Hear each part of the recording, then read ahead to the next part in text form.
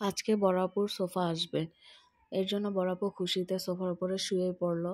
তো এই সোফাগুলো বানাতে দেওয়া হয়েছিল আর 1 মাস আগে, তো এটা 1 মাস 7 দিন পর আসছে। সোফাগুলো কেমন হয়েছে অবশ্যই আপনারা কমেন্টস বক্সে জানাবেন। আমার আম্মু এখানে লোকদেরকে দেখে দেখে বলে দিচ্ছে যে কোনটা কোথায় রাখবে, কিন্তু সবচেয়ে দুঃখের বিষয় হচ্ছে ঘর আন্দাজে সোফাগুলো অনেক বড় ছিল, তো সোফাগুলো বসছিল না সবগুলো। সোফার কর্নারটা নিয়ে সবচেয়ে বেশি ঝামেলা হচ্ছিল। তো আমি যেহেতু অনেক আগে একটি ডাইনিং টেবিল বানিয়েছিলাম, ওই মিস্ত্রিগুলো যেহেতু আসছে ভাবলাম ওদের দিয়ে আমি এটাকে বার্নিশ করে নিই।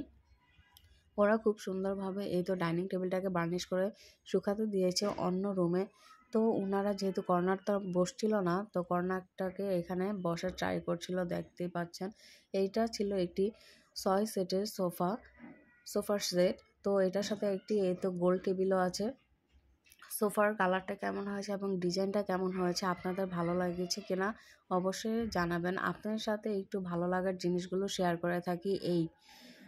তারপর এই তো সোফাগুলো কর্নারটা বসানোর পরে এটার মাঝখানে আরেকটা টেবিল আছে, ওইটা বসছিল না। তো এই সোফাগুলো আবার অন্য রুমে এক্সচেঞ্জ করতে হবে, কারণ এই রুমটার মধ্যে অনেক কষ্ট হচ্ছিল, দেখতে পাচ্ছেন চাপাচাপি করছে।